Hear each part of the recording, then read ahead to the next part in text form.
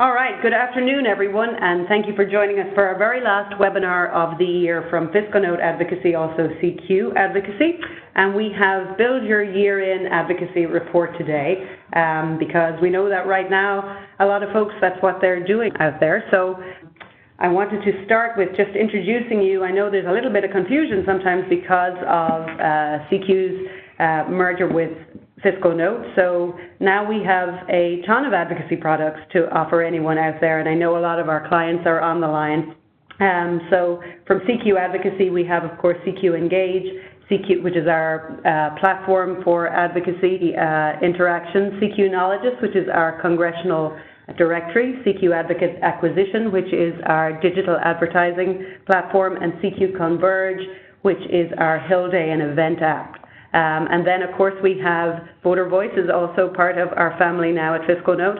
And then there's Connectivity, which is our resource for all things advocacy, so check that out too. For folks on the line who are clients, and specifically CQ Engage clients, I did want to remind you that if you are building your year-end reports right now, the very first place, obviously, to start is the kind of main dashboard. And in there you'll see all the actions that you took, all the campaigns you ran, how many advocates actually took action for you. And that's obviously a great place to start for a report, particularly if you just want a quick kind of overview of what you did this year. You can also kind of drill down a little more if you click on the tab with Quick Reports, and you can see your recipient reports and your communications and your engagement activity reports, obviously, and then your advocates and your recipients reports. So that's another way to kind of get a quick report if you just need to download something fast to show what you were up to all year. And then, of course, finally, if you want to download a report and really drill into the actual lawmakers and legislators who got sent actions on your behalf, if you look at the screen right now, say, for example, that top one, you can see there were 381 actions taken by 69 advocates, and in this case, they were all letters. Or if you look down towards the Ted Cruz one near the bottom, 8,118 actions taken by 1,300 plus advocates, 2 calls, 8,000 letters, and 26 tweets in that particular case. And this is just an example. I won't name the organization, but this is just an example of one client's report. And so it'll give you an idea of the sort of reports you can run really easily. But let me get on to our 2 great guests today. I've got Joshua Habersky, which a lot of you are obviously familiar with. Josh is the Assistant Vice President of Advocacy at the Independent Community Bankers of America, the outgoing Chairman of the Grassroots Professional Network, contributing editor to Campaigns and Elections, and he's now an adjunct professor at George Washington University's Graduate School of Political Management. And Matt Wright, I think this is Matt's second time doing a webinar with us. Delighted to have him back. Matt's an award-winning advocacy and public affairs expert, and he's currently the Outreach and Advocacy Director at Children's Hospital Association, where he directs and implements strategies for building and mobilizing a national advocacy network to engage community stakeholders in support of children's health. So both of these guys are great. They have a lot of experience, and I know they're in the throes of doing their own reports at the moment. So let's kick it off, and I'll hand it over to Josh first. Thanks, Anne. First and foremost, I want to thank Fiscal Note and CQ for partnering with the Grassroots Professional Network for the entirety of this year, doing 4 live events, I think 2 additional receptions that we kind of threw in the mix during the middle of the year, and then, of course, the 8 webinars, and I'm proud to partner with them next year as well as in 2020. Going through the annual report process, I think this is very interesting because we are in the midst of it right now at ICBA. I actually had a meeting this morning talking about what was going to go into the annual report. And I think there's 3 key factors before beginning the report process that you should consider. Is your report, and you can have multiple reports, internal and external facing? What are you going to share amongst your colleagues? What are you going to share amongst your government relations department? And then what is going to be external and public facing? Is it something that the media can, consume? Is it something that your members consume?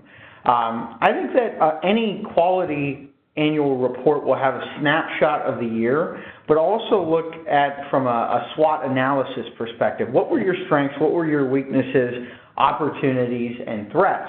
Obviously this isn't going to be the size of War and Peace. This has to be readable also. And I think in that you can interject, whether it's one comment or one line on a way that you can improve over next year.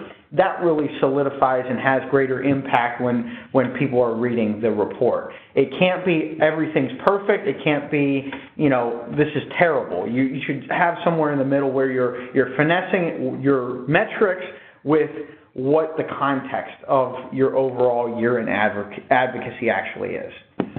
Here's an external example. You can go to icba.org and see our report. This is a one-pager on our 2017 ICBA advocacy summary. I selected 3 top statistics that are in a lot of our talking points throughout the beginning of the year, and then 4 areas where I think it needed further explanation, and then I put together some visuals in the midst of this one-pager. This shouldn't be your first and only report also. You're going to be reporting throughout the year and showcase some of the features of CQ Engage, those things that you can pull and export right week to week. If you have a client or you're working for a trade association and you have a weekly government relations meeting, downloading that report and having a few key metrics handy is always helpful. For our largest campaign last year, we did an infographic on a campaign summary for S2155, and this was an infographic that we put together, and it's, again, another reporting mechanism that occurs throughout the year that primes the pump for what happens in your annual report. Some tips and tricks: keep consistent intervals.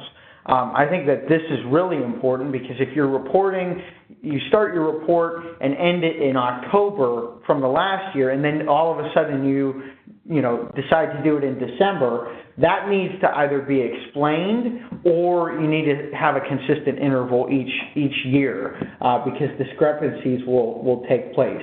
Explain the data, but keep it simple. It shouldn't be all numbers. And also be prepared for some follow-ups. You'll get questions. You'll have to be able to address those. Why were our number of recruited advocates lower from 2017 to 2018? Questions like that. Be able to summarize the report for senior management. You may have only an elevator pitch to give your grassroots advocacy report, so to speak, in an end-of-the-year meeting. So be able to do that within 30 seconds or less. Reference your goal setting from the previous year. I think that this is a really important tip and trick to remember because you want to address what your plan was. If you didn't hit that mark, how can you hit it next year? What improvements do you want to make? Is it a resource crunch? Is it a time crunch? And then chart incremental growth. Key stats like the number of advocates, actions, and posts. And again, those are readily available in your dashboard that you can pull and, again, add a sentence or two to explain it. Don't solely focus on quantitative, but also include information on qualitative factors. In your annual report, you might want to include a quote from your chairman or a key advocate or a snippet or an anecdote. I think that adds some flavor to your overall annual report. Don't forget the top line. I think that's another area that is important. If you noticed in the example that I showcased, you had all 3 key stats. Those were the most important. If somebody only looks at that, they have a decent snapshot of what happened. Again, an anecdote from your advocate or a story. And how do you stack up against coordinate organizations? Where do you want to take the program in the new year? And I think those 2 questions, they might not actually end up in your physical printed report, but you want to be able to address those if you're having an end-of-the-year advocacy meeting for your team. this isn't the time for a budget discussion. Your budgeting takes place in a different time. Your annual report is not the time where you put together your wish list or complain about not having the resources. You might have, again, explanations there, but don't make it a budget discussion. How can you effectively communicate the data? Don't report everything. Again, brevity and readability is very important. Master your database or have your master database. It's always readily available, but again, you'll have some ad hoc reports and ad hoc information that you'll get. Use your database visuals and build off of them. So, like, you're not going to utilize everything from that, but again, some of those reports and screenshots can be inserted into your overall advocacy report. Share visuals and explain the information to small groups or key stakeholders. If you're preparing for a big end-of-the-year meeting, I would highly recommend meeting with 2 or 3, even if it's coordinate staff members, to give your annual report pitch to them. This is a key meeting and will really set you off to a course of success into the new year if you can nail this. And of course, know your audience, who you're speaking to. What the different entities in and outside of your organization want to know. So the different departments, your annual report, you're going to want to highlight different components of it to, your advocacy team, your government relations team, marketing, communications, IT, the C-suite, board members, general advocates, as well as media and competitors. And I'll turn it over to Matthew for a case study on Children's Hospital. Great. Thank you, Joshua. So really building upon what Josh was talking about, we especially at the Children's Hospital Association focus on both the quantitative as well as the qualitative analyses, and especially building upon the point of knowing your audience. We actually do different types of reports. We sort of a master report, but then we also do different types of reports based off of the audience. So, for instance, we emphasize personal testimonials and collective impact via a relatively informal communication that goes to our advocates. So that would be between like patient families, doctors, certainly stakeholders of our hospitals. Essentially, a lot of outside external stakeholders receive a more informal communication with the collective impact and especially that personal tie to the efforts that were undertaken over the course of the year. I think it's much more formal for internal stakeholders.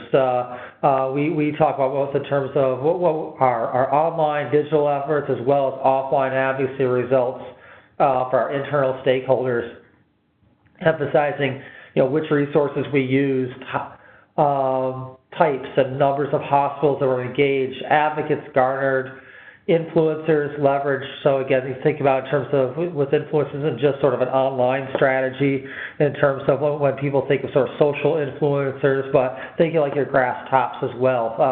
So influencers in a very broad definition sense, but clearly people who can have with a phone call or a meeting can definitely help quickly advance your policy objectives. As well as that, emphasizing, providing the quantitative in regards to the elected officials and staff that were reached, and ultimately, obviously, the policies that were achieved or the policies that were advanced. If by chance the specific legislation did not make it through each chamber into the president's desk over the course of the year, then you would obviously emphasize then to what extent it advanced over the course of the year.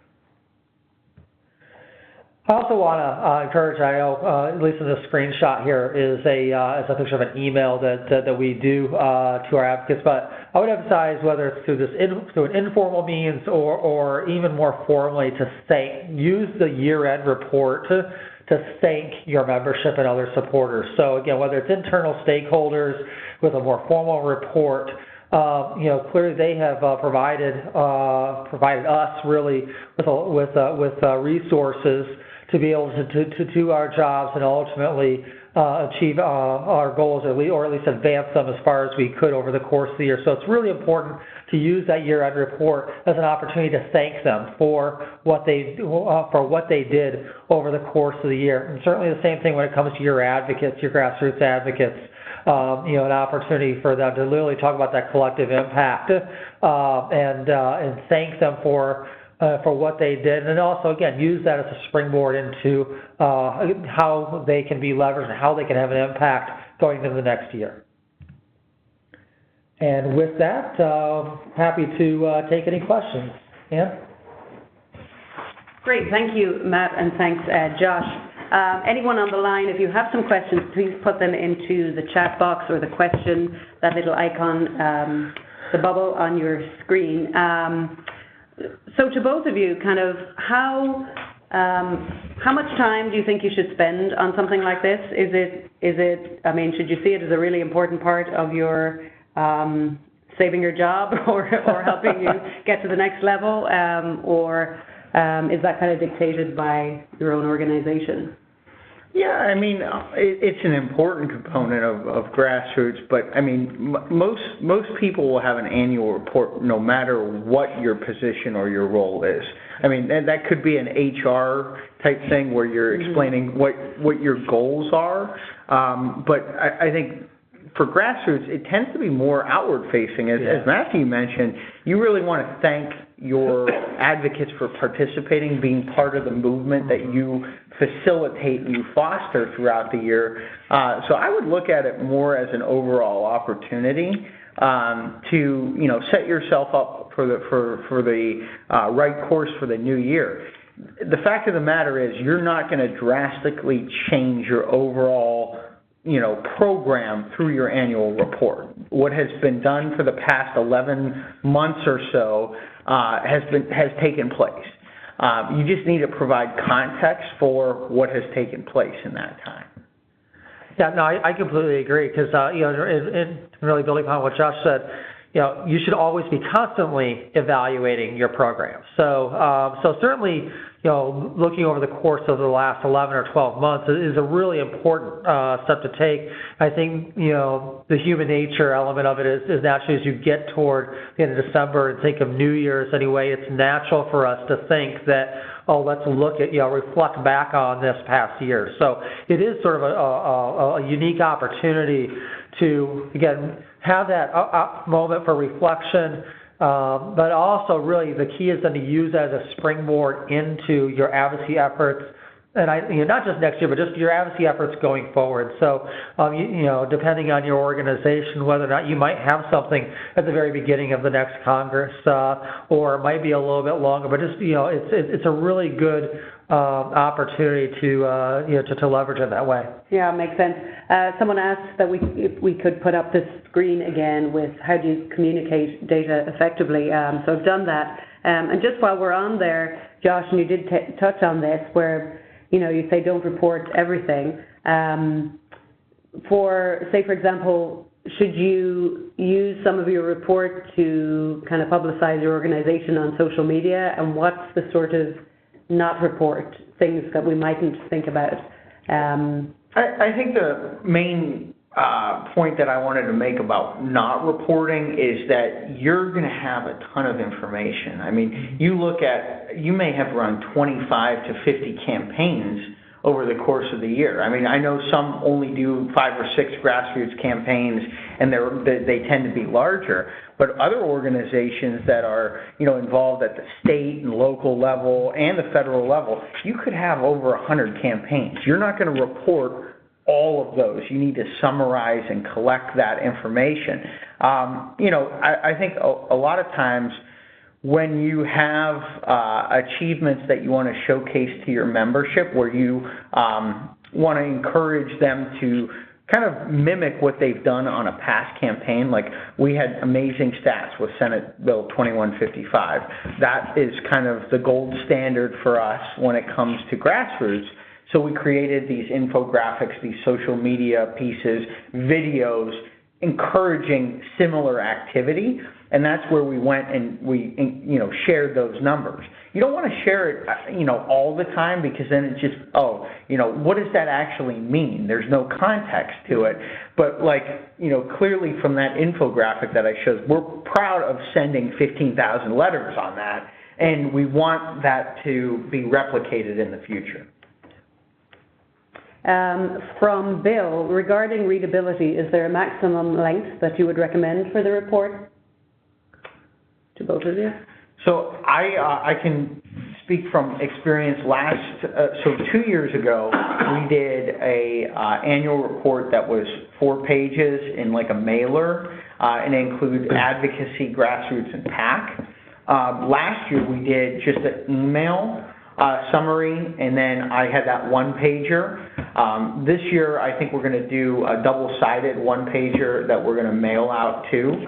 And I think some of this is explaining the variety of issues that were involved, because of course in some of these large campaigns, it's in our newsletter, it's in our daily email, it's in the vernacular of our advocates, but I want to showcase that they, and segments of our advocates, obviously segmentation, we talk a lot on these webinars about how important that is. Segments of our advocate audience are really active, like in the Farm Bill, and issues that are really important to our membership, but they're tertiary or secondary when it comes to our overall advocacy program, because we did have such a crowning achievement this year. Mm-hmm. I agree. I think it also comes down to knowing your audience. So it's going to depend on who is ultimately going to be the one who's digesting this information. So if it's someone who, again, is a bit more visual, then what Josh just outlined makes a lot of sense. Or so again, someone who may not necessarily want to go too much into the weeds on lots of particulars. So again, that's where 1-2 page, especially when you have graphics in there, can be really helpful to convey the work over the course of the year. There are others who, again, this is who may very well want more narrative, want a little more depth, and that's okay. So it really it really does come down to knowing your audience, and sometimes you do need to tailor. I guess you can sort of have a master report, and that usually is based off of, I think, whichever one's going to be the longest, because then from there you can pull the relevant information to share in a more condensed form, again, whether it's a 1-pager or an infographic or something like that with other audiences. Yeah, makes sense. To the folks who are asking to go back to some of the other slides, we will be sending the link to this recording out, so don't panic. You'll have plenty of time to look at all the slides again. We kind of answered this from Will. Do you think 1-pagers are equally effective reports compared to the multi-page drill-down reports that will not likely get widely read? I think, Josh, you're kind of saying that's what you guys are going to do this year, right? Yeah, I think if you can, again, we're in the information age still. There's so much out there. If you can kind of pare it down. When we have our campaigns, ICBA is a federal organization, so we're somewhere around the 15 to 30 actions a year, and I will do a 1-page summary of the campaign internally for each campaign that we run. So that's something that they're already, and that's for 5 to 6 people within the organization. I can pull those numbers if a board member asks, or someone in the C-suite asks, what did we do on this issue, or a lobbyist says, hey, how many letters did we send on this particular thing, or phone calls, so you can reference that. It's helpful in the technology that's out there, with the CQ Engage platform and having it housed where you can toggle back and forth and pull the numbers. That is very easy to go back if you get questions on things. So I think just putting something out there that has, a really granular or a really top level snapshot of what your advocacy program has done in the year, that's preferred. Anything beyond 5 pages is, especially if it's going to advocates, is, it's not going to get read. Mm-hmm. So somebody asked about the infographics again. That was earlier in the presentation, and we will be sending that out, so stay tuned for that. From Daniel, oftentimes what is easily measurable and reportable are vanity metrics. How would you recommend reporting in ways that show long-term qualitative improvements that are ongoing? It's a good question. And I think that goes to the advocate stories and the anecdotes. I mean, and Matthew, you probably get some really compelling stories that, you hear from a senator that says, hey, this really had an impact on me. Those are the perfect things to report. That might be one senator that felt that way, but it was compelling enough. And we have anecdotes that, talking about a small business loan, how, jobs at a local mom and pop restaurant were saved because they were able to get the funding to continue and grow. Those type of stories are, impactful, and if you have a weekly meeting, they're perfect to share in, but if you want to include one or two of those in your annual report, that's important. And that's where I reference it is quantitative. That's, everybody loves data. The Hill loves data.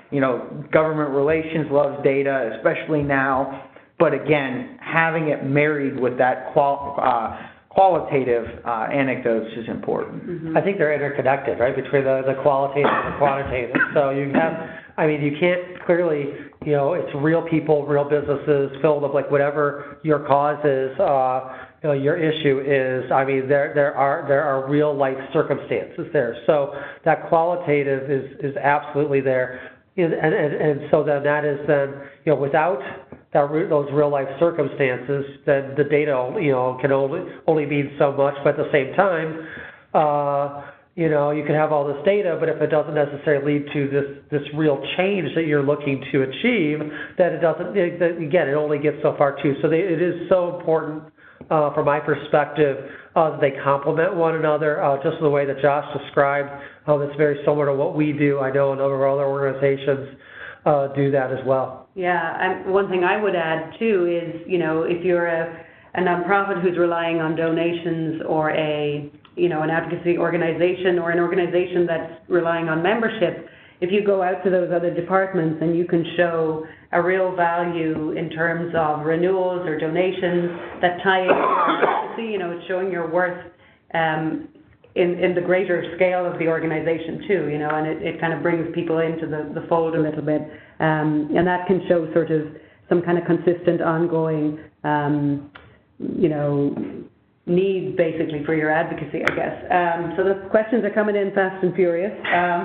How do you define a campaign? Joan is asking.